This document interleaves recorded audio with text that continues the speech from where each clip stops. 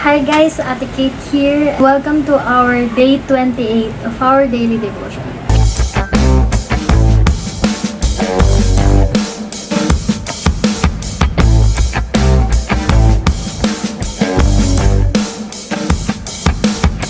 Let's pray first. Thank you so much for this day that you have given us, Lord. There's no one like you, and there's no one beside you.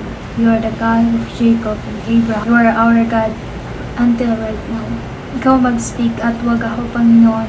Wala akong kayang sabihin sa kanila na makakapagbabago ng kanilang puso at isipan, kundi ikaw lamang, Panginoon. Kaya Lord, give us a changed mind and restore our soul and heal us, O God. In Jesus' name we pray. Amen. Our Bible verse for today is Matthew 13:32. Sabi niya, mustard seed ang ating pinag-uusapan dito. Sabi niya, which indeed is the least of all seeds, but when it is grown, it is the greatest among the herbs, and becometh a tree, so that the birds of the air come and lodge in the branches thereof. Wow! Do you have a mustard seed faith? Because if you don't have faith, sabi niya sa Hebrews, without faith, you cannot please God. What is faith? Marami na tong topic for sure sa ating mga churches.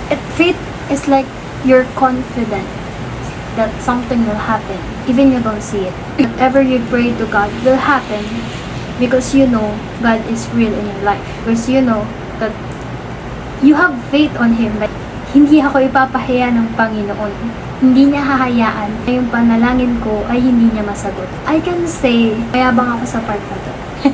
Pero, halos lahat ng mga pinagpe-pray ko ay sinasagot ng Diyos. Hindi man agad, pero sinasagot niya. Minsan, hindi niya man sagutin. Nare-realize ko kung bakit hindi niya sinagot yung panalangin na yun. Grabe talaga yung pag-ibig ng Diyos sa atin. Na whatever you ask to the Lord, He will do it.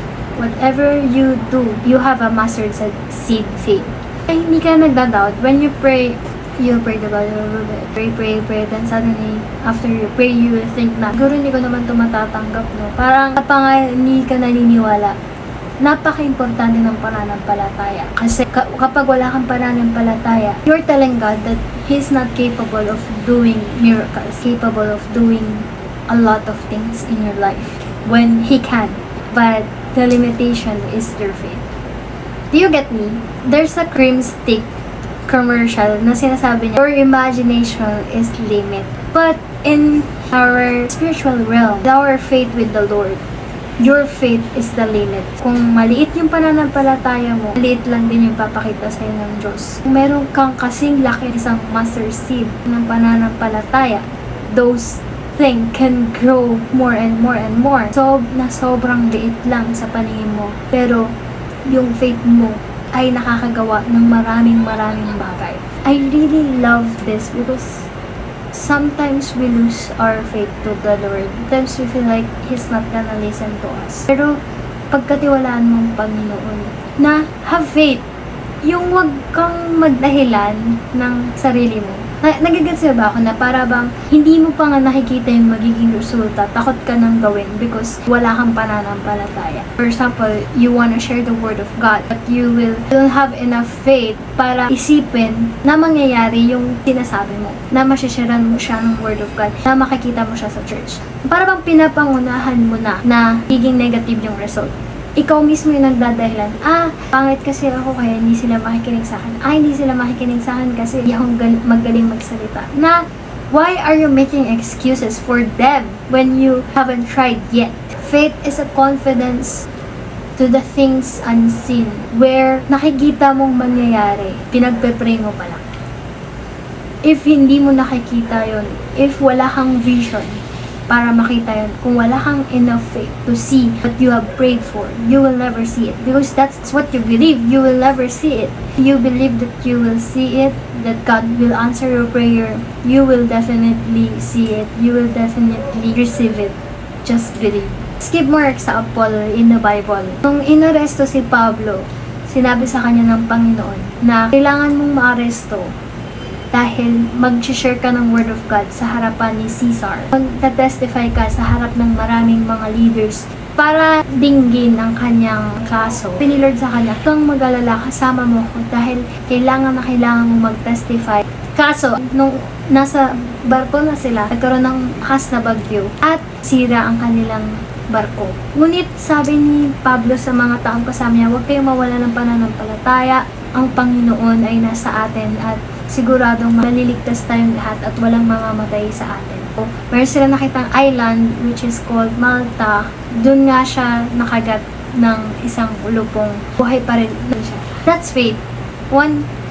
Nakagat ako ng ulupong?